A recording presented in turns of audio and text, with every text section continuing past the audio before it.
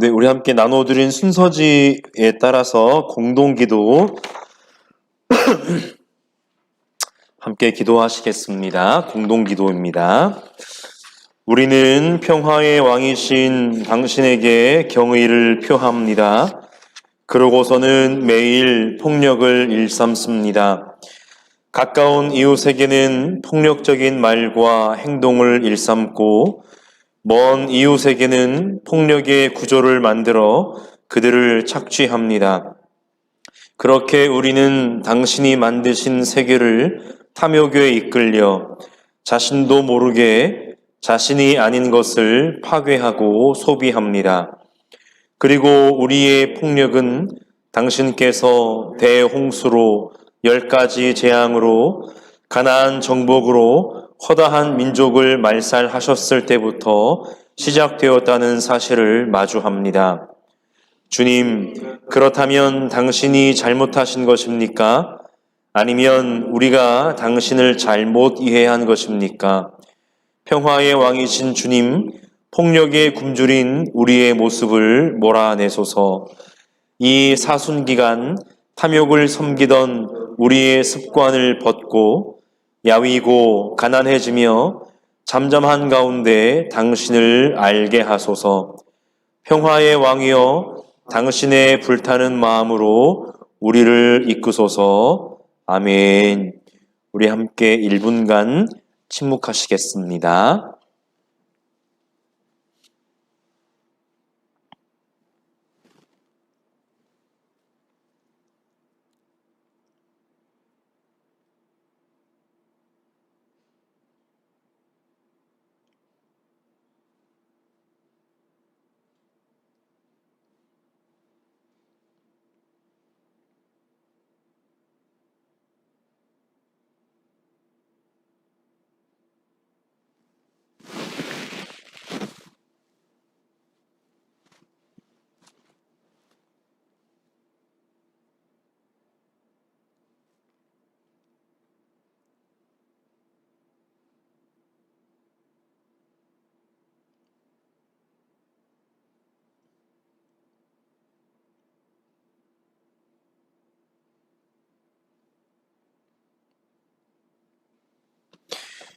네, 오늘 함께 살피실 하나님의 말씀입니다. 사도행전 3장 11절부터 26절까지입니다. 사도행전 3장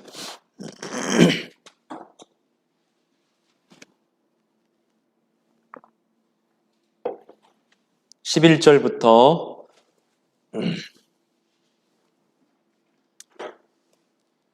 26절입니다. 제가 읽겠습니다. 사도행전 3장 11절부터 26절입니다. 그 사람이 베드로와 요한 곁에 머물러 있는데 사람들이 모두 크게 놀라서 솔로몬 행각이라고 하는 곳으로 달려와서 그들에게로 모여들었다. 베드로가 그 사람들을 보고 그들에게 말하였다. 이스라엘 동포 여러분, 어찌하여 이 일을 이상하게 여깁니까? 또 어찌하여 여러분은 우리가 우리의 능력이나 경건으로 이 사람을 걷게 하기나 한 것처럼 우리를 바라봅니까? 아브라함의 하나님과 이삭의 하나님과 야곱의 하나님, 곧 우리 조상의 하나님께서 자기의 종 예수를 영광스럽게 하셨습니다. 여러분은 일찍이 그를 넘겨주셨고 빌라도가 놓아주기로 작정하였을 때에도 여러분은 빌라도 앞에서 그것을 거부하였습니다. 여러분은 그 거룩하고 의로우신 분을 거절하고 살인자를 놓아달라고 청하였습니다. 그래서 여러분은 생명의 근원이 되시는 주님을 죽였습니다. 그러나 하나님께서는 그를 죽은 사람들 가운데서 살리셨습니다.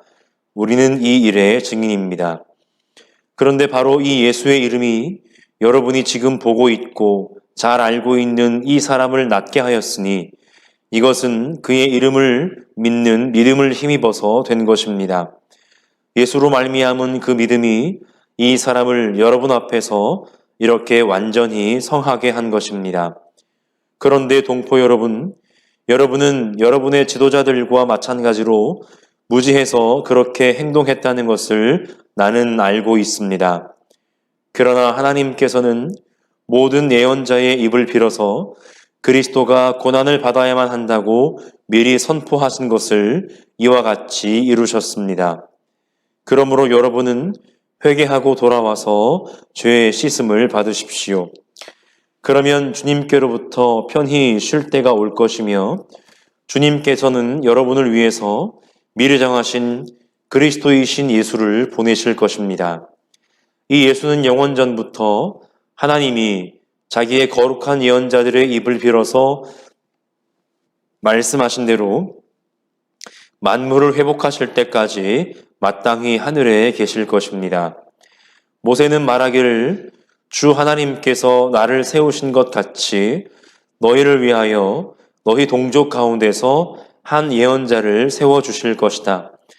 그가 너희에게 하는 말은 무엇이든지 다 들어라. 누구든지 그 예언자의 말을 듣지 않는 사람은 백성 가운데서 망하여 없어질 것이다 하였습니다. 그리고 사무엘을 비롯하여 그 뒤를 이어서 예언한 모든 예언자도 다 이날에 있을 일을 알려주었습니다. 여러분은 예언자들의 자손이며 하나님께서 여러분의 조상들과 맺은 언약의 자손입니다. 하나님께서 아브라함에게 너희의 자손으로 말미암아 땅 위의 모든 족속이 복을 받을 것이다 하고 말씀하셨습니다. 하나님께서 여러분 한 사람 한 사람을 악에서 돌아서게 하셔서 여러분에게 복을 내려주시고 먼저 자기의 종을 일으켜 세우시고 그를 여러분에게 보내셨습니다. 아멘. 우리 함께 사도신경으로 우리의 신앙을 고백하겠습니다. 나는 전능하신 아버지 하나님, 천지의 창조주를 믿습니다. 나는 그의 유일하신 아들, 우리 주 예수 그리스도를 믿습니다. 그는 성령으로 잉태되어 동정녀 마리아에게서 나시고 본디오 빌라도에게 고난을 받아 십자가에 못 박혀 죽으시고 장사된 지 사흘 만에 죽은 자 가운데서 다시 살아나셨으며 하늘에 오르시어 전능하신 아버지 계시다가 거기로부터 살아있는 자와 죽은 자를 심판하러 오십니다. 나는 성령을 믿으며 거룩한 공교회와 성도의 교제와 죄를 용서받는 것과 몸의 부활과 영생을 믿습니다. 아멘.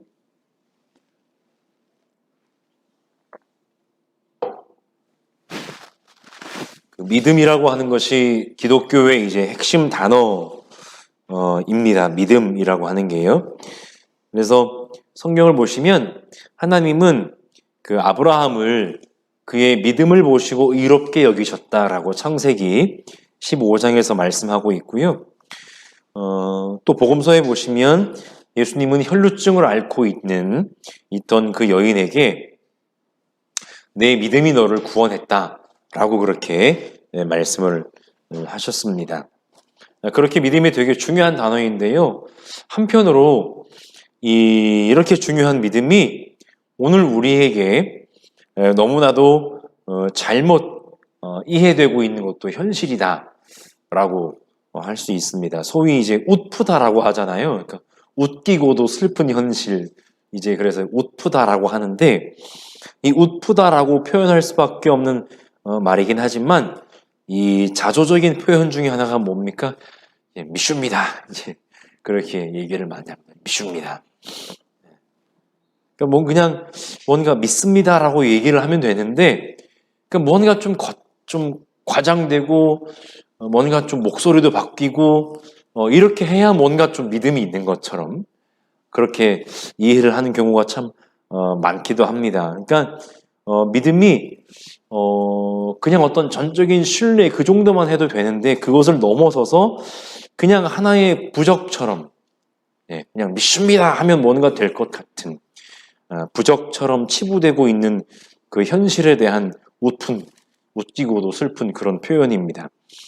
그만큼 이 기독교의 핵심이라고 할 수 있는 믿음이 우리 스스로에 의해서 얼마나 왜곡되어 버렸는지를 잘 나타내는 표현인데, 왜 이렇게 믿음이 우리에게 왜곡되어 버렸을까라고 하는 것을 가만히 생각을 해보면 아마도 우리가 이 믿음이라고 하는 것을 믿습니다 라고 하는 표현에서 우리가 잘 알 수 있는 것처럼 일종의 자기 확신과 같은 뜻으로 이해하고 있기 때문일지도 모르겠습니다. 그러니까 뭔가 내가 자기 확신이 강하게 들면 나에게 믿음이 있는 것 같고, 뭔가 나에게 확신이 들지 않으면 나에게 믿음이 없는 것 같은, 그래서 우리 믿음이 되게 많이 잘 흔들리는지 모르겠습니다.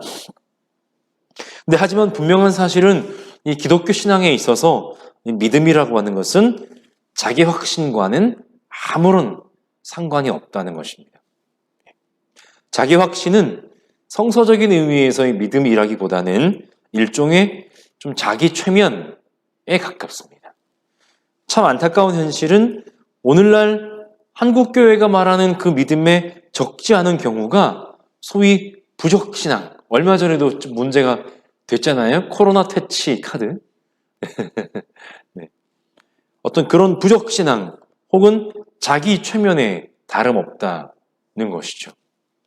그러니까 섭섭한 것도 마귀가 들렸다 그러는 거예요. 그러니까요. 섭섭마귀. 네. 그냥 섭섭한 건 내가 섭섭한 건데. 네. 그러니까 그런 어떤 부적신앙, 일종의 자기 최면이 오늘 한국교회가 말하는 믿음의 좀 어떤 의미를 중에 많은 부분을 차지하는 것은 아닌가, 그런 생각을 해봅니다. 이것은 우리 보금자리 교회도 마찬가지여서 늘 주의 깊게 우리 스스로가 우리의 믿음을 점검해 보아야 된다라고 하는 것이죠. 그러니까 처음부터 믿음에 대해서 이렇게 말씀을 드리는 이유는 오늘 본문으로 함께 살펴보셨지만은 오늘 본문이 이야기하는 중요한 요소 하나가 바로 믿음이라는 겁니다. 오늘 말씀 나눔의 제목도 그래서 예수로 말미암은 믿음인데요. 이 구절이 어디 나오냐면 본문 16절 중간 부분에 보시면 예수로 말미암은 그 믿음이라는 구절이 나옵니다. 이것이 이제 어떤 의미인지 한번 살펴볼 텐데, 이 성전의 아름다운 문, 미문이라고 하는 그 문 곁에서 구걸하다가 낫게 된 그 사람이 낫게 된 그 원동력이 바로 예수로 말미암은 믿음이라는 것입니다. 그러니까 특히 교회 다니는 사람들이 무엇으로 말미암아 이런 단어를 참 많이 쓰는데, 이 말미암다라는 단어를 한번 사전에 찾아보니까 이런 뜻이 있습니다. 어떤 현상이나 사물 따위가 원인이나 이유가 되다. 그러니까 무언가의 어떤 시작, 무언가의 어떤 출발이 되겠죠. 그 다음에 혹은 또 다른 뜻은 일정한 것을 거쳐오다 라는 뜻이 있는데, 이것은 또 하나의 과정을 의미합니다. 그러니까 어떤 현상이나 어떤 것의 시작이나 중간 과정을 뜻하는 말이 바로 말미암다라는 단어라는데요. 이것을 예수로 말미암다라는 말에 한번 적용을 해보면 믿음의 시작도 또 믿음의 긴 과정도 바로 예수, 그분의 이름이다 라고 하는 것이죠. 그러니까 우리가 자기 확신, 더 심하게는 자기 최면의 일종으로 믿음을 이야기하는 것과는 달리 성경이 얘기하는 믿음은 그 시작도 그 과정도 오직 예수의 이름에 있다라고 그렇게 얘기를 하는 겁니다. 이것은 분명히 오늘날 우리가 잘못 이해하고 있는 것처럼 자기 확신이나 부적과 같이 자기 최면과는 전혀 다른 의미의 그런 믿음이 되는 것인데, 지난 본문에 보셔서 베드로와 요한이 성전 앞에서 구걸하던 또 걷지 못하던 그 사람을 일으켜 또 세웠죠. 물론 그 두 사람이 한 것은 아니라고 말씀을 드렸지만 그것은 물론 하나님이 하신 일이었고요. 그런데 사람들이 그 사실을 또 쉽게 깨달을 리는 없죠. 당연히 자기들이 눈으로 봤을 때는 그 두 사람이 일으켰거든요. 그래서 그렇게 크게 놀란 사람들이 하나님을 믿지 않는 사람들이냐? 또 그렇지도 않아요. 하나님을 믿는 사람들이었고 성전을 매일같이 드나드는 사람들이었는데 그 현상을 보고 쉽게 하나님의 일을 깨닫기란 그렇게 쉬운 일은 분명히 아니었을 겁니다. 그것은 오늘 우리라고 해도 또 예외는 아닐 것 같습니다. 그래서 사람들은 베드로와 요한에게 몰려듭니다. 그 두 사람이 되게 무언가 좀 신기한 무언가 가지고 있다고 아마 생각을 했었던 것 같은데, 그들이 있던 곳은 때마침 솔로몬 행각이었다라고 본문이 얘기하는데요. 이 솔로몬 행각은 이 상업 혹은 이 뭔가 좀 토론 혹은 가르침, 어떤 이런 장소로 좀 유명한 장소였는데, 그래서 요한복음 10장에 보시면 예수님도 솔로몬 주랑 그것에서 가르치신 적이 있으시고요. 이런 의미에서 오늘 베드로가 설교를 한 이 장소가 솔로몬 행각이었다라고 하는 것은 아마 좀 적합한 장소라고 볼 수 있습니다. 어쨌든 사람들이 자기를 향해 막 모여드는 것을 본 이 베드로가요, 12절에서 뭐라고 얘기하냐면 이렇게 얘기합니다. 이스라엘 동포 여러분,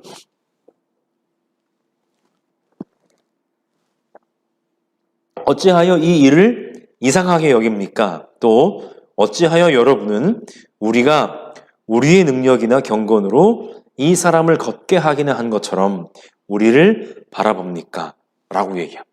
사람들의 시선이 이제 베드로와 요한을 주목하고 저 두 사람에게 뭔가 대단한 것이 있겠다 싶어서 모여들 때 베드로가 뭐라고 얘기하냐면, 왜 우리에게 어떤 능력이나 경건이 있어서 이 사람을 걷게나 한 것처럼 왜 우리를 바라봅니까?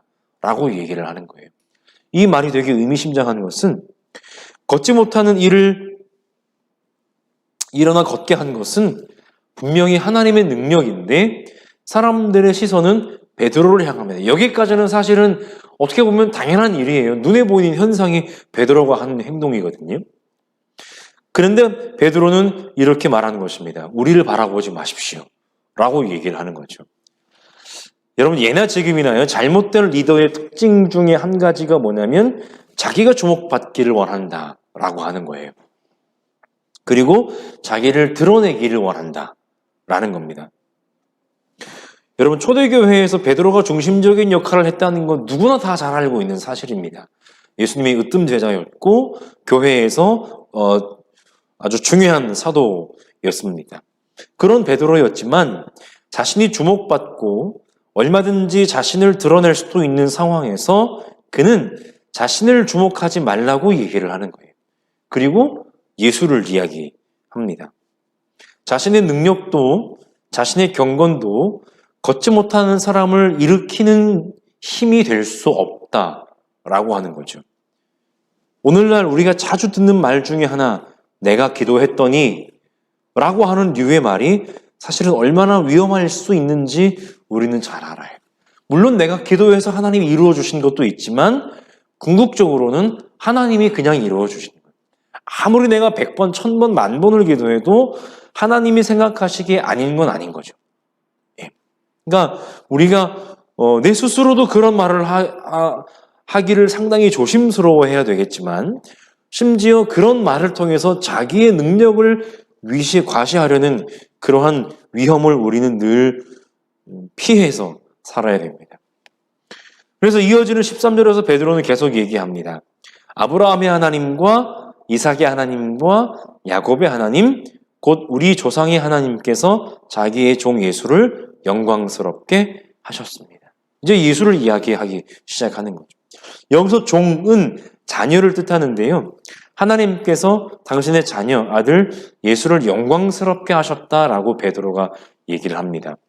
갑자기 영광스럽게 하셨다라고 하는 그 얘기, 그 말의 의미는 무엇일까? 한번 보면은요, 하나님이 예수님을 영광스럽게 하시기까지는 예수님께서 사람들에게 거절당하는 과정이 있었다라고 하는 겁니다. 어디까지 거절당했냐면 십자가에 달려서 죽으시기까지 사람들에게 거절당하고 거부당하는 그러한 과정이 있었다라고 하는 것이죠. 사람들은 거룩하고 의로우신 예수를 거부하고 빌라도에게 넘겨주고 결국은 생명의 근원이신 주님을 죽였습니다. 여기서 생명의 근원 몇 절입니까? 15절인데 보시면은요, 생명의 근원은 다른 말로 생명의 통치자라는 뜻이거든요. 그러니까 생명의 주인이신 예수를 죽인 거예요. 되게 역설적이잖아요. 생명의 주인이시라면 그분 자체가 생명이신데 그분이 죽으실 수가 있습니까? 논리적으로만 생각을 해보면요, 죽으실 수가 없는 분인데 사람들은 그분을 죽였다라고 하는 거죠. 그런데 생명의 근원이신 그분이 사실은 죽임을 당하시는 것은 있을 수가 없는 분이시기 때문에 하나님께서 그를 죽은 자들 가운데서 다시 살리셨다라고 하는 것이죠. 그것이 바로 하나님이 자기의 종 예수를 영광스럽게 하시는 과정이고 방법이다라고 하는 것. 그러니까 꽃길, 영광 그것은 처음부터 모든 것이 완벽한 그것은 분명히 없는 것 같아요. 십자가 없는 부활이 없다라고 얘기하는 것처럼 사람들에게 버림받는 과정 없이 예수의 영광스러움은 없다라고 하는 것입니다. 오늘날 우리가 생각하는 영광과 우리가 생각하는 생명, 부활이 얼마나 이런 말씀에 비추어 보아서 좀 부족한 이해인지를 우리는 잘 알 수가 있게 됩니다. 그리고 베드로가 얘기합니다. 우리는 바로 이 일의 증인입니다. 라고 얘기를 합니다. 그렇게 증인으로서 베드로는 모인 사람들에게 계속해서 말을 이어나가는데요. 그 사람을 낫게 한 것, 평생을 걷지 못하던 그 사람을 낫게 한 것은 다름이 아닌 바로 예수의 이름이다 라고 하는 것이죠. 그리고 걷지 못하던 이에게 필요한 것, 예수의 이름의 능력이 그를 다시 낫게 했다라고 한다면 그 사람에게도 무언가 필요하지 않았겠습니까? 그 사람에게 필요한 것은 바로 그 예수의 이름에 대한 믿음이었다라고 하는 얘기입니다. 베드로가 이어서 얘기합니다. 예수로 말미암은 몇 절입니까? 16절 중간 부분인데요. 예수로 말미암은 그 믿음이 이 사람을 여러분 앞에서 이렇게 완전히 성하게 한 것입니다. 라고 얘기합니다.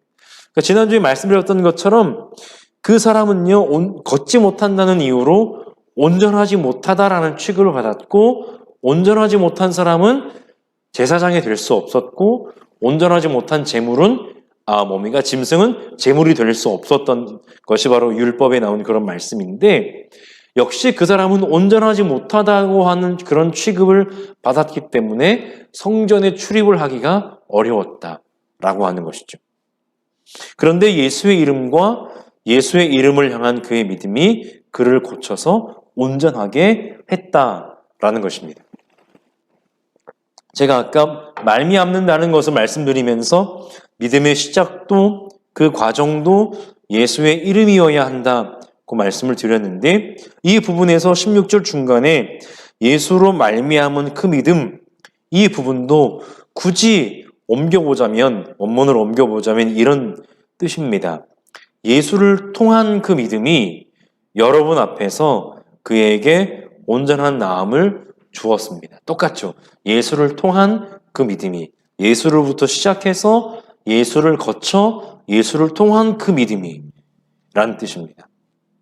그러니까 우리말로 예수로 말미암은 믿음이나 원문이 말하는 것처럼 예수를 통한 믿음이나 그 믿음이 말하는 믿음은 인간에게 그 기반을 두지 않는다는 것이 공통점.